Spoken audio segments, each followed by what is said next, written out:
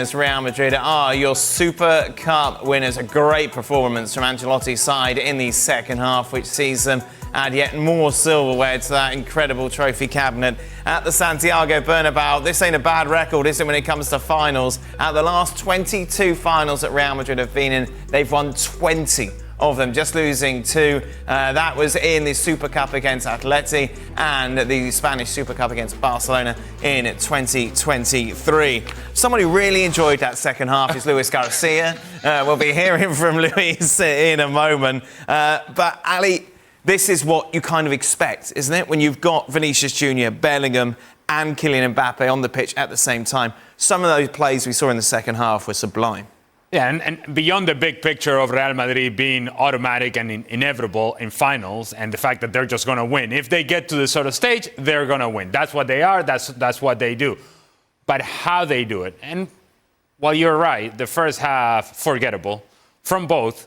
You were seeing even in the first half a few moments in which all of a sudden that combination of Vini, Mbappe, Bellingham, Rodrigo, it was just one pass away, but you could sense it that whenever they were able to press the rhythm of play, whenever they were able to play with a little bit more speed, whenever they were able to push Atalanta, eventually they were going to break through. And in the first goal, you see something that we have seen time and time again, and that's Vini on a 1v1 situation against a defender that stands no chance. And now everybody's paying attention to Mbappe and Bellingham coming into the box, and so therefore you got to leave somebody open, and who do you leave open is Valverde with a tap-in. But the second goal in particular is a combination of all those players that you just mentioned. And so it's one thing to think about on paper, what would this team look like with Mbappe on the field? But another thing to actually be watching the game and listening to the commentary, and then it goes from Rodrigo to Vini to Bellingham to Mbappe to a goal. And that's the reality of this team now. That's the reality of this club, that they have that available. Real Madrid, when these guys actually get used to playing alongside each other and they actually get used to each other's movement, they are going to be scary, scary good. This is a lot of fun to watch, Stevie. Yeah, unless you were playing for Atalanta. Sure, yeah, or Real Madrid's opponents in the future. Or anybody else watching this who are going to come up against them, because more importantly, the last thing Ali said about if these 4 guys can figure a way out how to play together at the amount of pace that they all have. I mean, scary amount of pace, the front 3, and then got Bellingham coming late.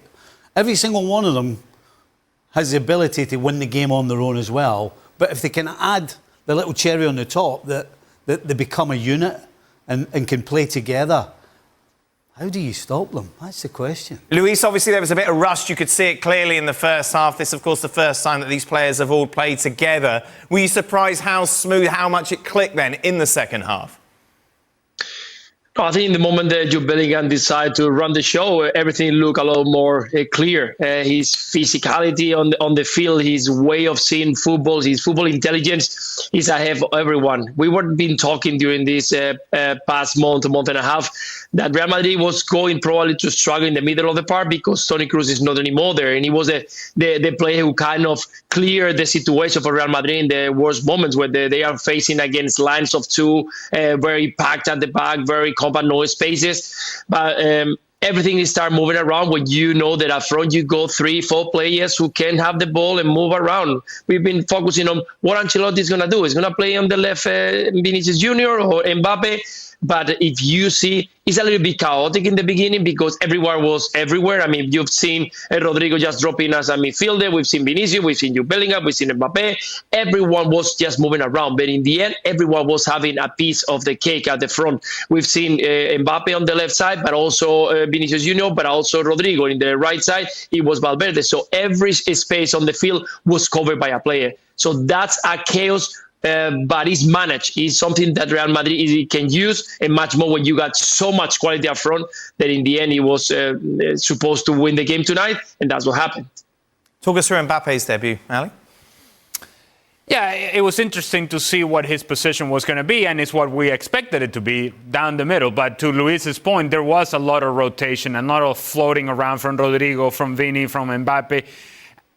And I think what he has to be careful with, Kylian Mbappe, is that because he's trying to fit into this group, that you sort of bypass opportunities that usually you would take on 1v1 situations, that usually you would think Kylian Mbappe isolated, he's taking on the defender. And there was more of that in the second half, but I think what was evident to see is that the more these guys play together, they start to understand each other's strengths and where they want to be, how they appear in these spaces. The point that Luis was making, Jude Bellingham coming from behind, once he breaks that line of pressure because he's able to run away from that pressure, what is the movement then of Kylian Mbappe ahead of that pressure? What is the movement of Vini Jr.?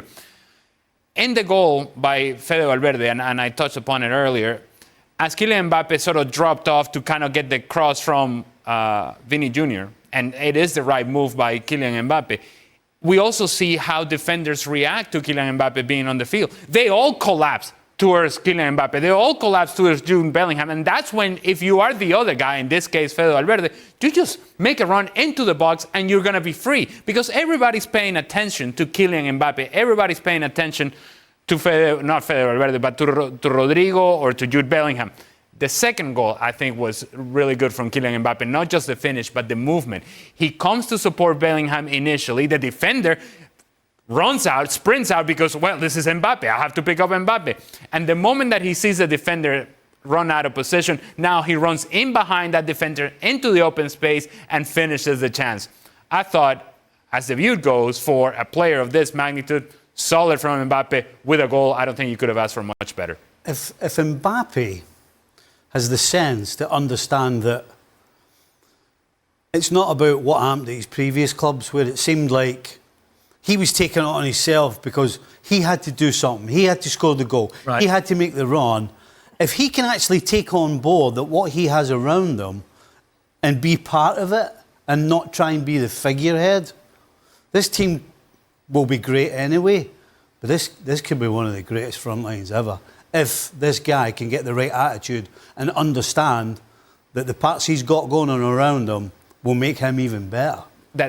And to that point, Stevie, and I think it's fantastic what you're saying, that less is more. Right. Less can be more for Kylian Mbappe because he has to do less to produce more. The supporting cast around him is not a supporting cast. This is a team that was winning Champions League last season. You have some of the best players in the world in Vini and Bellingham. And so you have that talent around you. And so therefore, you don't have to do everything. You just have to find good positions like he did in the second goal. And he'll find a lot of tap-ins in many games in La Liga if indeed he's willing to do that. So Mbappe, 7 out of 10, maybe? Sure. I think Jude Bellingham in the second half, 9 out of 10 probably, Stevie. Given the Man of the Match award, as Luis rightly said, it's when he got involved in the game more, when he kind of took the game by the scruff of the neck, he just ran it. He's a monster. He really is. He's like watching the big kid in the playground bullying everybody because he's bigger, stronger, faster, more ability, you name it. And at this level of the game, the Super Cup, we're talking about the champions of Europe and probably the best team in the world against a great side in Atalanta, and he looks like the big kid bullying everybody in the playground. Yeah. That tells you something. And not just offensively, defensively as well, which I think endears him to his teammates. The fact that he does that part of the job, and he does it in areas in which perhaps Real Madrid can suffer at times. There he is, sliding challenge, butting somebody off the ball, running away from pressure, and here we go. Let's get everybody having some fun going into the attacking half.